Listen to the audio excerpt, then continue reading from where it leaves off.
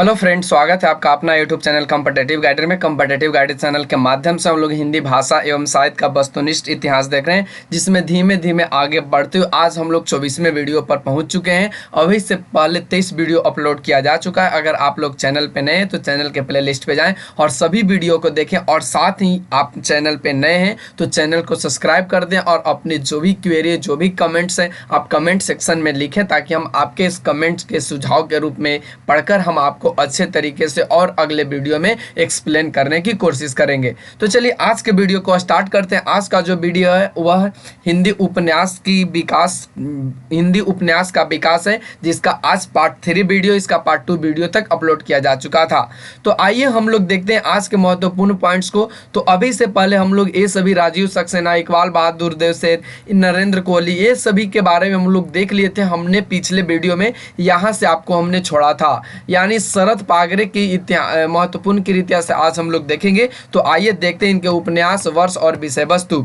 तो गुलारा बेगम इनकी है, जो 1984 ईस्वी में प्रकाशित हुई, जो शहजादा खुर्रम और गुलारा बेगम की प्रेम कथा का चित्रण इसमें किया गया है। गंधर्व सेन की बात करें तो 1987 में रचा गया उज्जैनी नरेश गंधर्व सेन के रोमांस एवं शौर्य का चित्रण इसमें किया गया। बेगम जैनावदी की बात करें तो 1996 में जो नृत्यांगना जैनावदी और मुगल बादशाह औरंगजेब का भी प्रेम कथा का चित्रण इसमें किया गया है। अन्य महत्वपूर्ण ऐतिहासिक उपन्यास एवं उपन्यासकार निम्नांकित है, आइए देख लेते हैं। उपन्यास का जिनमें रघुवीर शरण मित्र, इन्होंने आग पानी 1954 में लिखा। ढाल तलवार लिखा इन्होंने। ओस की आंसू लिखा। पहली हार, उजला कफन, राख की दुल्हन, कांपती आवाज, दिन रोया रात हंसी, आपके लिए इंपॉर्टेंट है, इसको आप ध्यान रखेंगे। दिन रोया रात हंसी, तब का तेज रूप के जाले, प्यास और सोने की राख, जो 1957 में इन्होंने लिखा। बलिदान आपके लिए इंपॉर्टेंट है, इन्होंने ही लिखा रघु शरण मित्र जी ने। रंग बिरंगे चेहरे, सदा सदा के प्रश्न। तो ये सभी जो इनके रहे। आइए अगले पॉइंट्स देखते हैं, जो प्रताप नारायण श्रीवास्तव जी की है। इन्होंने एक ही लिखा जिसका नाम बेकली का मजार है, इंपॉर्टेंट है, आप इसको नोट कर लेंगे, बेकली का मजार। शिव सागर मिश्र की बात करें तो इन्होंने राज तिलक लिखा। मगध की जय लिखा 1962 में।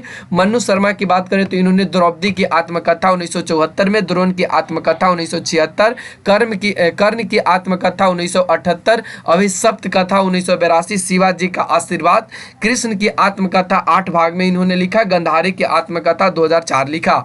अगला जो हम लोग देखने वाले, राम कुमार भ्रमर जी को देखने वाले, जो जिन्होंने फौलाद का आदमी 1969 में लिखा। कांच का घर 1971। जयशंकर द्विवेदी जी की बात करें तो इन्होंने महाकवि कालिदास की आत्मकथा पर इन्होंने 1987 में लिखा। आनंद शर्मा इतिहास की नूपुर इन्होंने लिखा। रस कपूर 1955 में इन्होंने लिखा। और एक भीष्म, उसके बाद इन्होंने नरवद सुप्यारवदे इन्होंने लिखा। अमृत पुत्र 2006 में इन्होंने लिखा।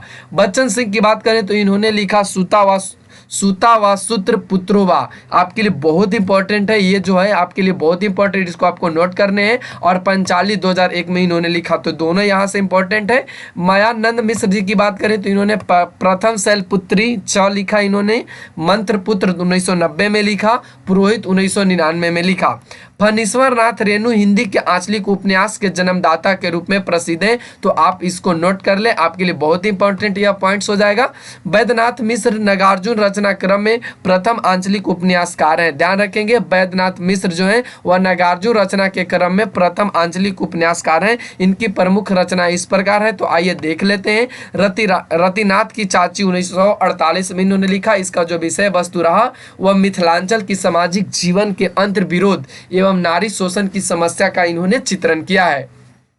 बलसनामा की बात करें तो 1955 में इन्होंने लिखा। नायक बलसनामा का अन्याय एवं अत्याचार के विरुद्ध संघर्ष की कहानी इसमें है। नई पौधा 1953 में इन्होंने लिखा। असंगत विवाह एवं जर्जर सामाजिक मान्यताओं का विरोध इसमें इन्होंने किया है। बाबा बटेश्वर नाथ, ये बहुत इंपॉर्टेंट है, आप इसको ध्यान रखेंगे। बाबा बटेश्वर नाथ 1954 में इन्होंने लिखा, जो बरगद के वृक्ष को बचाने के लिए किसानों का संघर्ष इसमें किया गया है। वरुणा के बेटे की बात करें तो इन्होंने 1957 में लिखा जो मिथिला के मछुआरों के संघर्ष की कथा है। दुख मोचन 1957 में जो ग्रामीण पर आधुनिक सभ्यता का चित्रण। उग्रतार 1963 में उग्रणी और कमेश्वर की प्रेम कथा का चित्रण। हीरक जयंती 1961 में समकालीन शासक वर्ग के नेताओं का चरित्रहीनता का चित्रण। जमानिया का बाबा 1968 में इन्होंने लिखा। इमरतिया 1968 में समाज के बगुला भक्तों का पर्दाफाश किया गया इसमें है। पारो 1975 में जो बाल विवाह की कुरीति एवं एक युवती की दारुण कथा है इसमें। गरीबदास 1979 में इन्होंने लिखा, इसको आपको नोट कर लेने हैं। जो स्वतंत्र भारत के ग्रामीण जीवन के सामाजिक आर्थिक अंतर विरोध का चित्रण इसमें किया गया है। नागार्जुन ने पारो की रचना मूलतः सन 1946 ईस्वी में मैथिली भाषा में किया था, जिसका हिंदी रूपांतर 1975 में करते हैं। ध्यान रखेंगे, जिसका हिंदी रूपांतर वे कब करते हैं? 1975 में। देवेंद्र सत्यार्थी महत्वपूर्ण आंचलिक उपन्यासकार हैं। इनके उपन्यास निम्न है जिनमें आप देख सकते हैं रक्त के पहिए, ये देवेंद्र नाथ सत्यार्थी जी के जो 1953 में इन्होंने लिखा। मध्य प्रदेश के गुण जनजातियों का यथार्थ चित्रण इसमें किया गया है। कठपुतली 1954 में जो नाटक और रंगमंच से जुड़े कलाकारों की साधना का चित्रण इसमें है। ब्रह्मपुत्र 1956 में इन्होंने ब्रह्मपुत्र में माजुली द्वीप और दिसांगमुख के निवासियों की संघर्ष कथा कहा गया है। तो आप ध्यान रखेंगे ये सभी पॉइंट्स को आप लोग यहाँ से, तो आपको यहाँ से दिखाई देगा वह कठपुतली है जो 1954 में लिखा गया। नाटक और रंगमंच से जुड़े कलाकारों की साधना का इसमें चित्रण किया गया। ब्रह्मपुत्र 1956 में जो ब्रह्मपुत्र के माजुली द्वीप के दिशा, तो ये सभी इनके आप ध्यान रखेंगे। दूधगाछ इनके 1958 में इन्होंने लिखा। जो संगीत और संगीतकार के जीवन संघर्ष का चित्रण इसमें कहा गया है। कथा को उर्वशी आपको याद रखने बहुत इंपॉर्टेंट है। कथा को उर्वशी 1961 में मूर्तिकार की संवेदना का साधना का अंकन इसमें किया गया है। तेरी कसम सतलुज 1968 में इन्होंने लिखा। सत्यार्थी जी के 3 उपन्यास कठपुतली, दूधगाछ और कथा को उर्वशी कला जगत को समर्पित है और आपके लिए बहुत इंपॉर्टेंट ये तीनों है। आप ये तीनों पॉइंट्स को याद रखेंगे। आगे बढ़िए तो फणीश्वर नाथ रेणु आंचलिक उपन्यासकार हैं और इनकी प्रमुख रीतियां इस प्रकार है जिनमें आप देख सकते हैं। मैला आंचल आपके लिए बहुत इंपॉर्टेंट है जो 1954 में लिखा गया। पूर्णिया जिले के आप देख सकते हैं मेरीगंज गांव की कथा है यह महिला आंचल, बहुत बार पूछा जा चुका है। परित परिकथा 1957 में पूर्णिया जिले के परानपुर गांव की कथा इसमें वर्णित है। यहाँ से देख सकते हैं दीर्घ तप्पा 1963 में भ्रष्ट व्यवस्था के बीच एक ईमानदार व्यक्ति के संघर्ष की कहानी है। जुलूस 1965 में जो पूर्वी पाकिस्तान से आए पूर्णिया जिले में शरणार्थियों की समस्या का चित्रण किया गया। इसमें कितने चौराहे बहुत इंपॉर्टेंट है, आप इसको नोट कर लेंगे। जो 1966 में लिखा गया। बालक एवं मनमोहन को केंद्र में रखकर स्वाधीनता आंदोलन का चित्रण इसमें किया गया है। पलटू बाबू रोड 1979 में लिखा गया जो पूर्णिया जिले के एक बंगाली परिवार के चारित्रिक पतन की कहानी इसमें है। राम रतन राय 1971 में लिखा गया जो एक अपूर्ण उपन्यास है, तो ये आपको ध्यान में रखने हैं। अज्ञे ने रेणु के उपन्यासों में एक अखंड मानवीय विश्वास की चिंगारी सुलगती देखी है। आगे बढ़िए तो यहाँ से फणीश्वर नाथ रेणु अपनी साहित्यिक गुरु बांग्ला उपन्यासकार सती नाम भादुड़ी को मानते हैं। ध्यान रखेंगे, आपको यह पूरा पॉइंट्स को नोट करने हैं। जो फणीश्वर नाथ रेणु अपना साहित्यिक गुरु बांग्ला के उपन्यासकार सतीनाथ भादुड़ी जी को मानते हैं। श्रीलाल शुक्ल के उपन्यासों में राजनीति, व्यंग एवं आंचलिकता का मिश्रण है इसमें। तो इसमें प्रमुख उपन्यास इस प्रकार निम्नांकित है, आप देख सकते हैं। उपन्यास आप यहाँ से देख सकते हैं उपन्यास का वर्ष और कथ्य, तो आइए देख लेते हैं। तो यहाँ से आप देख सकते हैं कि सुनी घाटी का सूरज यह उपन्यास है जो 1957 में प्रतिभाशाली उच्च वर्गीय निर्धन छात्र की संघर्ष गाथा है। अज्ञात वर्ष 1962 में एक व्यक्ति का अपनी पत्नी के प्रति क्रूर व्यवहार एवं पश्चाताप का चित्रण है। राग दरबारी 1968 में शिवपालगंज की जिंदगी का यथार्थ चित्रण। सीमाएं टूटती 1973 में अपराध एवं रोमांस मिश्रित एक कहानी है। मकान 1976 जो संगीतज्ञ बाबू का मकान के लिए अफसरों की खुशामद का चित्रण है इसमें। पहला पड़ा 1976 भवन बनाने वाले मजदूरों के शोषण का चित्रण है इसमें। विश्रामपुर का संत 1998 जो राजनीतिक पुरुषों के पाखंड का चित्रण है। श्रीलाल शुक्ल और अमरकांत को संयुक्त रूप से 2011 का भारतीय ज्ञानपीठ पुरस्कार प्राप्त है। आप ध्यान रखेंगे ये दोनों को संयुक्त रूप से 2011 में भारतीय ज्ञानपीठ पुरस्कार मिला था श्रीलाल शुक्ल और अमरकांत जी को। बलभद्र ठाकुर एक महत्वपूर्ण आंचलिक उपन्यासकार हैं। इनके प्रमुख कृतियां इस प्रकार है, जिनमें आप देख सकते हैं मुक्तावली बहुत इंपॉर्टेंट है। मुक्तावली जो 1959 में लिखा गया, जो मणिपुर अंचल के जनजीवन के समाज एवं संस्कृति का सजीव चित्रण किया गया है। नेपाल की वो बेटी 1959 में, जो नेपाल की डुटियाल जाति का चित्रण इसमें है। देवताओं के देश में 1960 में कुल्लू आंचल के पर्वतीय सौंदर्य एवं संघर्षपूर्ण जीवन का चित्रण। घने और बने 1961 में। लहरों की छाती पर 1962 जो अंडमान निकोबार द्वीप के जनजीवन की स्थिति का सजीव चित्रण इसमें किया गया है। शैलेश मटियानी एक आंचलिक उपन्यासकार के रूप में प्रसिद्ध हैं। डॉक्टर गोपाल राय के अनुसार मटियानी मुख्यतः दलित विमर्श के उपन्यासकार हैं, जिसमें नारी और दलित वर्ग की प्रमुख भूमिका इस प्रकार है।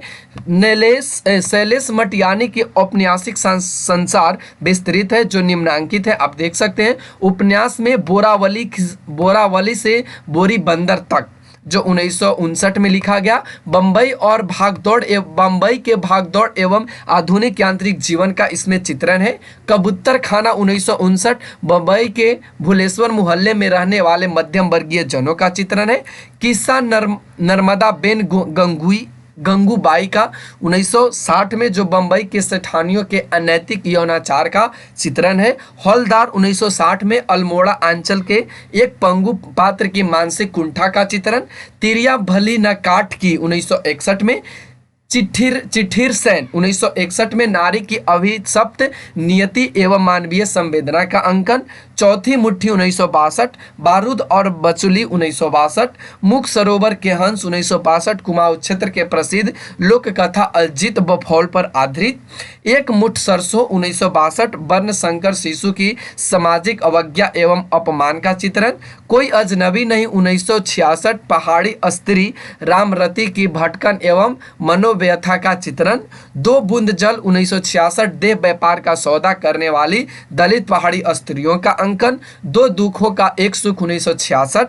भागे हुए लोग 1966 धर्म एवं तंत्र साधना के नाम पर फैले पाखंड का चित्रण। पूर्ण जन्म के बाद 1970। जल तरंग 1973 स्त्री पुरुष संबंध का चित्रण। बर्फ गिरे चुकने के बाद 1975 व्यक्ति मन के तनाव और निरर्थकता का पीड़ा चित्रण।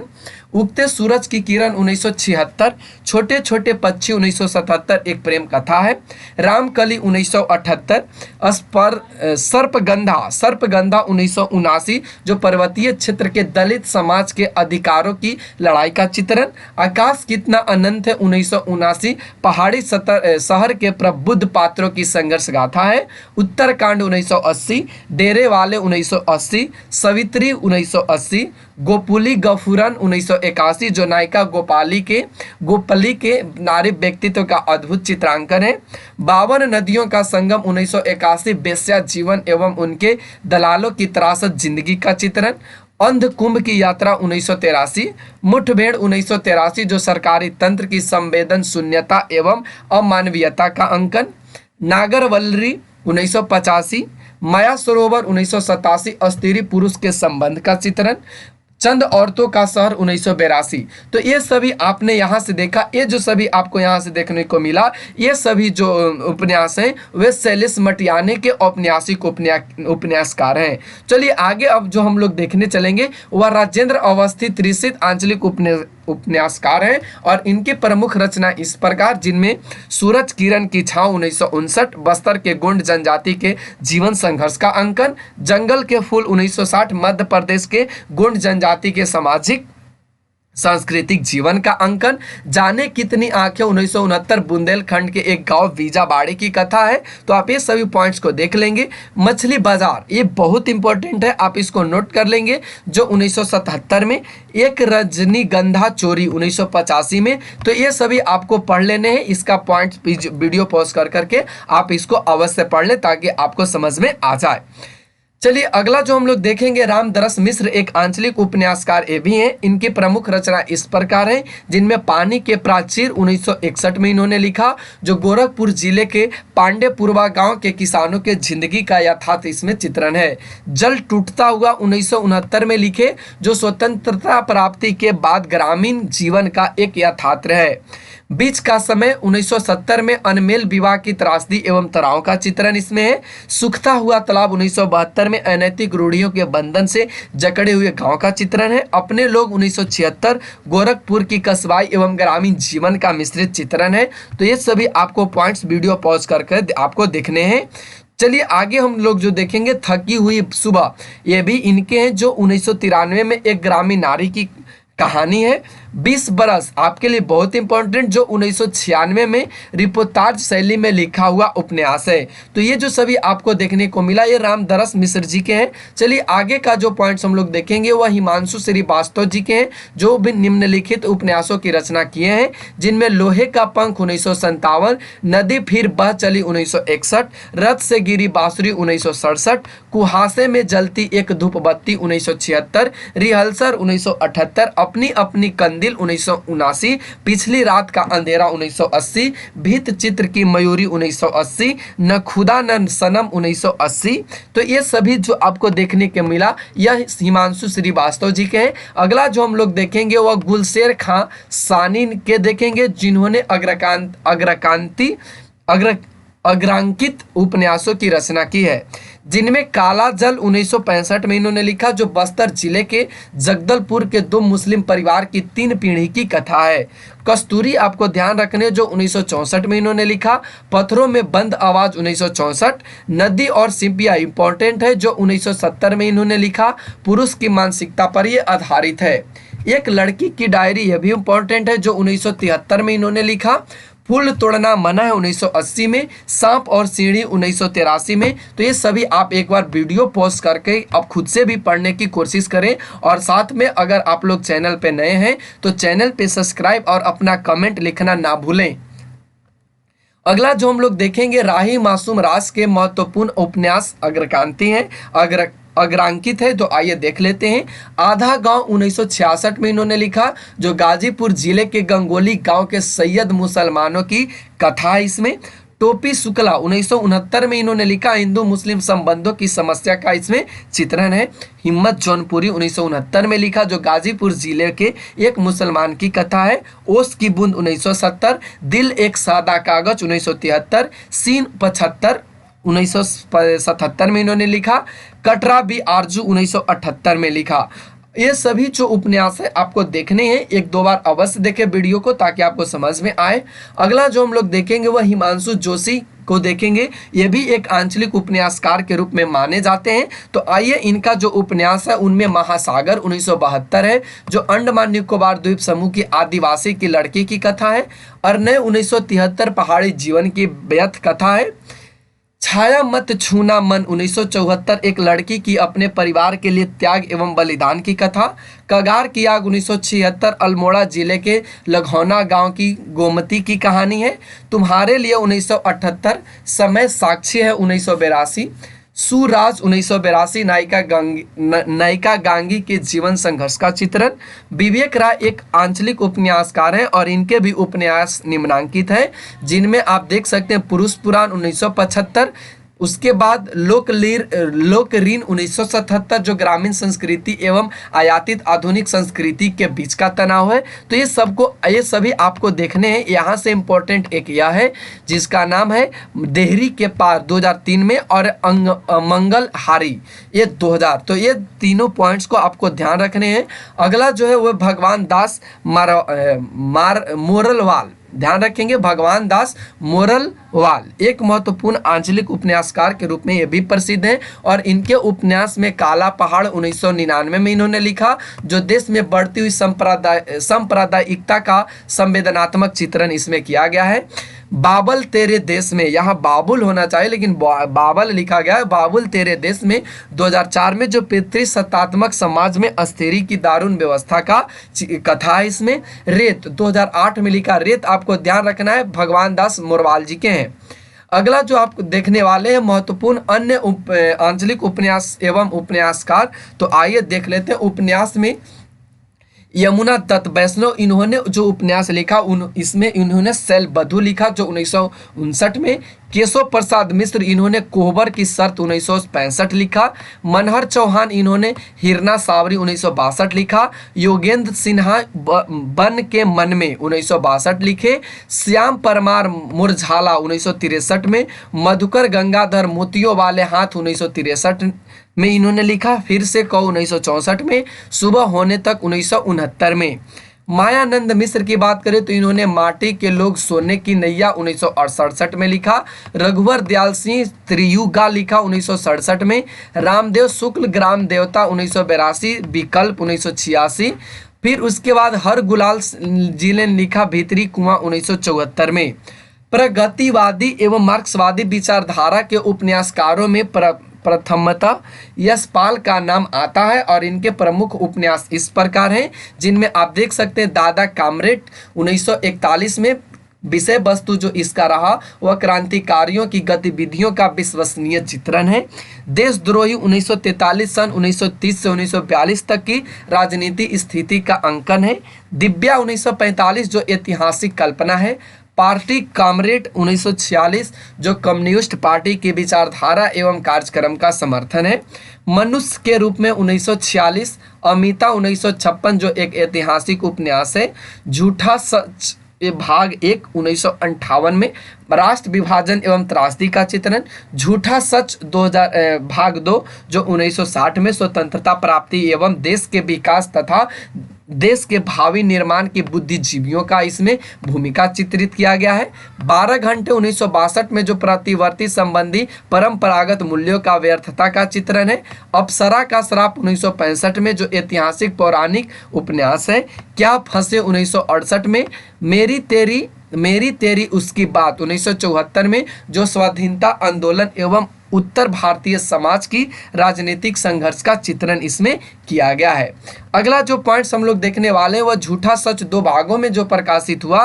प्रथम भाग का नाम वतन और देश और दूसरे भाग का नाम देश का भविष्य है। आप इसको पॉइंट्स को याद रखेंगे, नोट करके आप इसको नोट कर लेंगे। तो आइए अगला जो हम लोग देखेंगे वह मनम था। मनमथनाथ गुप्त के विभिन्न उपन्यासों को देखेंगे, जिनमें बहता पानी, चक्की, आस्तीन के सांप, शहीद और सोहदे, षड्यंत्र, रात और दिन, आधी रात की अतिथि, अल जुल्फिकर, ख्याल अच्छी है, तोड़म फोड़म, दिन दहाड़े, शहादतनामा। तो ये सभी मनमथनाथ जी के हैं। अगला जो हम लोग देखेंगे वे रामेश्वर शुक्ल अंचल जो प्रगतिवादी चेतना के उपन्यासकार हैं। इनके महत्वपूर्ण उपन्यास इस प्रकार हैं, जिनमें चढ़ती धूप 1945 में इन्होंने लिखा जो सन 1932 से 1937 तक की राजनीतिक हलचलों का चित्रण है। उल्का 1947 प्रेम विवाह, स्त्री स्वाधीनता आदि का चित्रण है इसमें। नई इमारत 1947 भारत छोड़ो आंदोलन पर आधारित है। आप ये तीनों को ध्यान रखेंगे, आप ये तीनों को नोट कर लेंगे। अगला जो है वो मरु प्रदीप है जो 1951 में बाल विधवा शांति और विमल के प्रेम का चित्रण इसमें किया गया है। भैरव प्रसाद गुप्त प्रगतिवादी उपन्यासकार हैं और इनकी प्रमुख कृतियां इस प्रकार हैं, जिनमें 16 1946 में कानपुर के मजदूर आंदोलन का इसमें चित्रण है। मसाल 1948 पूर्वांचल के पृष्ठभूमि के द्वितीय विश्व युद्ध से उत्पन्न आर्थिक संकट एवं राजनीतिक गतिविधि का चित्रण इसमें है। गंगा मैया 1952 जो अभावग्रस्त ग्रामीण के पारस्परिक वैनमत्स्य का चित्रण इसमें है। जंजीरें और नया आदमी 1954, सती मैया का चौरा 1959। तो ये सभी आपको देखने हैं। इसको वीडियो पॉज करके 1-2 बार अवश्य पढ़ ले ताकि आपको समझ में यहाँ से आ जाए। चलिए अगला जो हम लोग पॉइंट्स देखेंगे यहाँ से, अगला जो पॉइंट्स यहाँ से आपको दिखाई दे रहा है वो है अमृत राय समाजवादी उपन्यासकार हैं। अमृत राय जी के बारे में देखेंगे जो एक समाजवादी उपन्यासकार हैं और इनके प्रमुख उपन्यास इस प्रकार हैं, जिनमें आपको देखने हैं बीज जो 1952 में लिखा, भारतीय कम्युनिस्ट पार्टी के विचारधारा एवं आम आदमी के जीवन संघर्ष का इसमें चित्रण है। नागफनी का देश 1953 में जो प्रेम और दाम्पत्य की टकराहट का चित्रण इसमें है। हाथी के दांत 1956 जो समाज के दोहरे चरित्र के यथार्थ का चित्रण इसमें है। जंगल 1969 वर्तमान सभ्यता को जंगल सभ्यता के रूप में चित्रित किया गया है। सुख दुख 1969 जीवन के सुख दुख की शाश्वत समस्या का इसमें चित्रण है।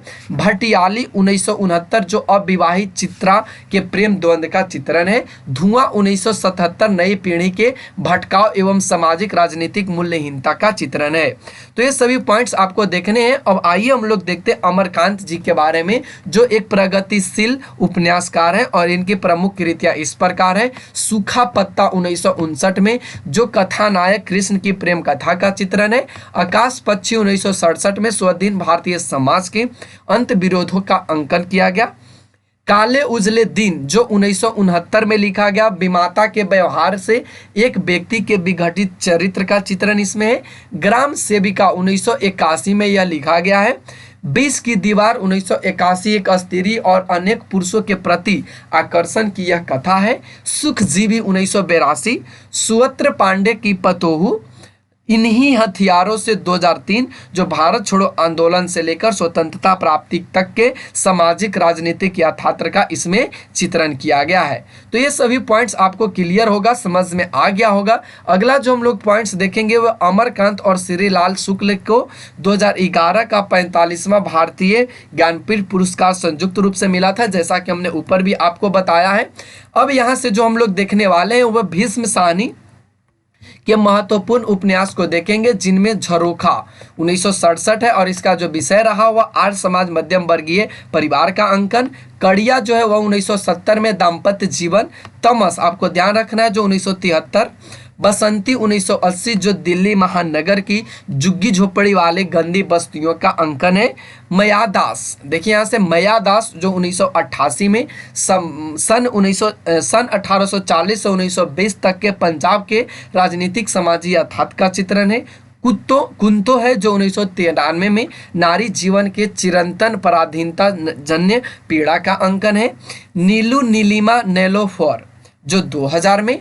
मार्कंडेय मूलतः कहानीकार हैं। इनके महत्वपूर्ण उपन्यास इस प्रकार हैं, जिनमें सेमल का फूल 1959, अग्निवीज 1981 जो गांधीवादी विचारधारा के बिखराव और अग्निवीज के रूप में क्रांतिकारी युवा का चिंतन का अंकन है। जगदीश चंद्र बसु महत्वपूर्ण प्रगतिवादी उपन्यासकार हैं और इनके प्रमुख रचनाएं इस प्रकार हैं, जिनमें यादों की पहाड़ 1966, धरती धन न अपना 1972 पंजाब के ग्रामीण दलित जीवन पर आधारित, आधा पुल 1973 जो युद्ध की विभीषिका का जीवंत अंकन है, कभी न छोड़े खेत 1976 सामंती जाटों की कहानी है, मुट्ठी भर कांकर जो 1976 पंजाबी शरणार्थियों के दुख और संघर्ष की कहानी है। तो ये सभी आपको देख लेने हैं। जमीन तो अपना ही था, ये 2001 में दलित जीवन से संबंध यह कथा है। तो ये सभी पॉइंट्स आपको देखने हैं ताकि आपको यहाँ से क्लियर हो सके। तो आज बस इतना ही तक, फिर अगले वीडियो में आपसे मुलाकात होगी। अगर आप लोग चैनल पर नए हैं तो चैनल को सब्सक्राइब अवश्य करें, वीडियो को लाइक कर दे ताकि इसी तरह के वीडियो का नोटिफिकेशन आपके पास पहुँचते रहे। तो thanks for watching, take care, bye bye. फिर मिलते हैं अगले वीडियो में।